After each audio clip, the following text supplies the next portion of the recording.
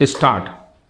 महोदय, निसंदेह ही आज भी हम भले ही कई मुश्किलों का सामना कर रहे हों, फिर भी हम 1991 के उन दिनों जैसी स्थिति में नहीं हैं। स्टॉप।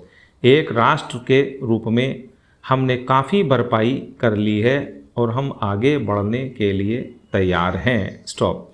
श्री राव के नेतृत्व के बिना यह संभव नहीं था।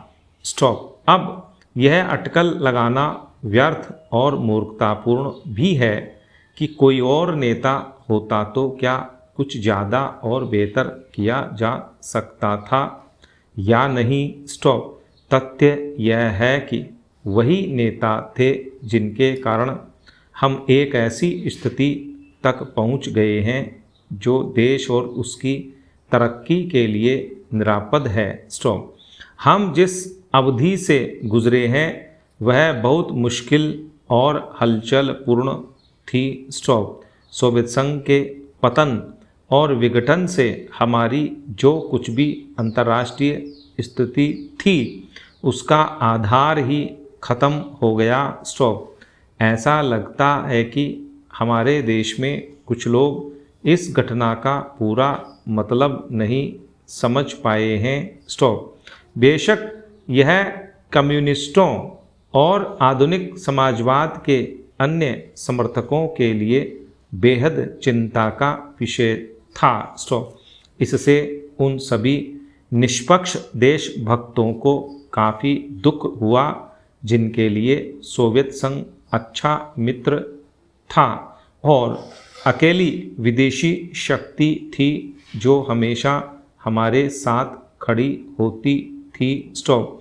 उससे हमें काफ़ी नैतिक और भौतिक समर्थन भी मिला था। स्टॉप। हमारे देश में सोवियत संघ के तमाम मित्रों में भी सभी लोग यह नहीं समझ पा रहे हैं कि आर्थिक, वैज्ञानिक और प्रौद्योगिकी के हिसाब से इसका क्या मतलब था और है। स्टॉप। जब हमें सख्त ज़रूरत थी तो कोई ऐसा नहीं था जिसकी ओर हम देखते। स्टॉप। घबराने और अपने देश को दिवालिया राष्ट्र घोषित करने के बजाय प्रधानमंत्री ने मुश्किलों का डटकर मुकाबला किया। स्टॉप। हमें इस संकट से निकालने की व्यवस्था की और साहस के साथ देश को एक नए आर्थिक रास्ते पर अग्रसर किया। स्टॉपेरा।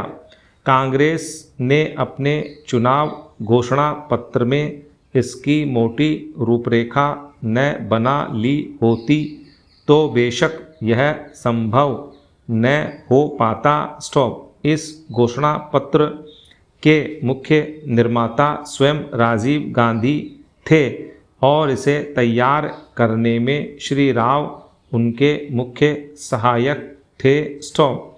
देश को संकट से उबारने और नए आर्थिक रास्ते पर ले जाने में बेशक मनमोहन सिंह की देशभक्ति, विद्वता और ख्याति महत्वपूर्ण कारण थे। स्टॉप।